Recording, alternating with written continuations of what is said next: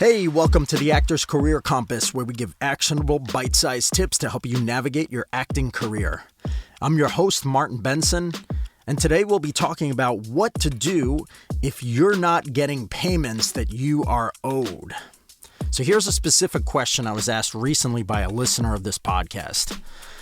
My problem is that the original agency I was a part of closed down, but they still owe me payment for a commercial I filmed about 2 months ago. I'm trying everything I can to get a status on my payment, but so far I've received zero response. I'm starting to think it's going to be a long, hard road to get paid on that project now. Do you think it's time to get a lawyer? Or would it be wise to give the agency, or whoever is still responsible for it, a little more time to let the dust settle? Now, if you have a podcast you'd like me to answer on this podcast, if you have a question you'd like me to answer on this podcast, don't hesitate to email me at martin@cityheadshots.com because great questions make for great podcast episodes.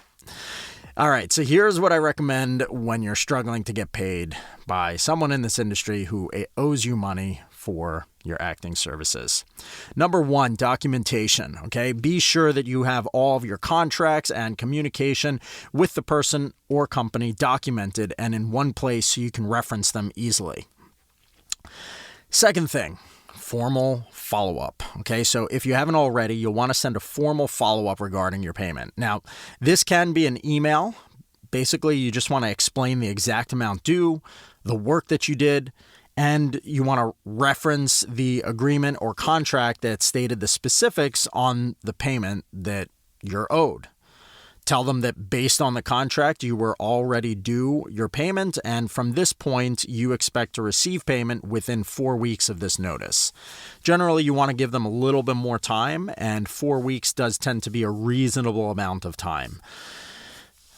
Now, if you don't hear back within 3 or 4 days from that email, I recommend calling or reaching out to anyone who might have information on it, right, on this matter. So even if the agency or the company you're trying to get payment from went out of business, you can probably still find some names and phone numbers of people who were in charge, and you just want to try reaching out to them directly.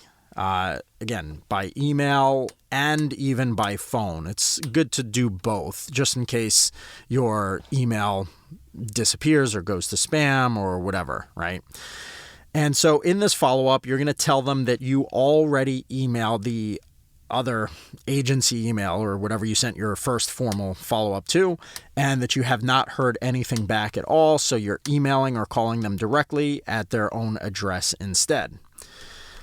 And again, you're basically going to say the same thing, that you haven't received payment and would like someone to help you out with this. You do want to be friendly. This is just an aside. You do want to try to keep your emails very friendly because the more combative you become, the more likely that they'll push it harder and make you just ignore things or make you have to spend money hiring a lawyer, etc. So you do want to try to be as friendly and appreciative of them as you can, and also say, I totally understand if things are difficult right now. What can we do to make this work? The nicer that you come across and the easier you seem to be to work with, the more they'll like you and the more quickly they'll try to help you, right? Now, if you are still not hearing back from anyone after reaching out to some direct people, you need to make a decision at that point as to whether it's actually worth it, right? So sometimes this pay might be small enough that it's just not going to be worth it to keep dealing with it. And you just chalk it up as a cost of doing business.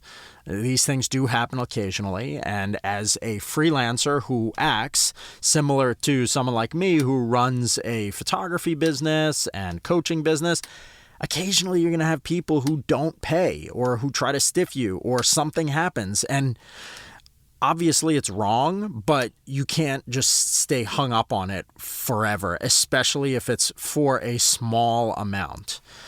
The thing is small business owners or freelancers, unlike employees who work at a company, they generally have fewer rights or government systems, so to speak, that back them up.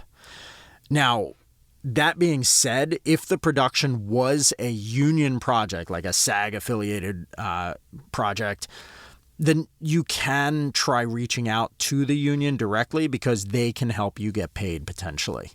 It's not guaranteed, but they oftentimes do want to help union members in any way that they can. So you can reach out there too. Now, if you do decide that it's worth it to continue pursuing on your own, then you can either go to a small claims court or hire a lawyer. Now, hiring a lawyer is generally going to cost more than a small claims court most of the time, but some lawyers do offer free consultations where they'll explain your options and basically let you know what it might cost to get your money back or what you can do from that point forward. I am not a lawyer, so don't take any of this stuff as legal advice. Now, before we wrap, let me briefly tell you about my career coaching services for actors. I work with actors all over the world to help them get unstuck and move their careers forward. I can help you learn what to do to start booking way more acting work and improve your technique, as I majored in film directing at NYU and I coach a lot of actors one-to-one via Zoom. If you're interested in working with me, just check out martinbenson.com. That's MartinBenson. martinbenson.com, and you can learn all about my coaching programs and sign up. That's pretty much it for today. Go out there. I do believe that you have a right to get your money, so just go out there and try to get it back as much as you can. But if you decide that it's not really worth it or it's not that big of a deal, don't get too hung up on it. Don't beat yourself up over it and freak out and just keep on worrying about it. There's much bigger things in your future. I can almost guarantee you that. So thanks for listening. If you want more great tips like these, sign up for my newsletter. Every week, I send out actionable, bite-sized tips to help you grow your acting career and improve your technique. Visit actorsuccesscoach.com. You can enter your name and email to stay up to date on the latest and best industry hacks and secrets. Thanks so much, and I will see you soon.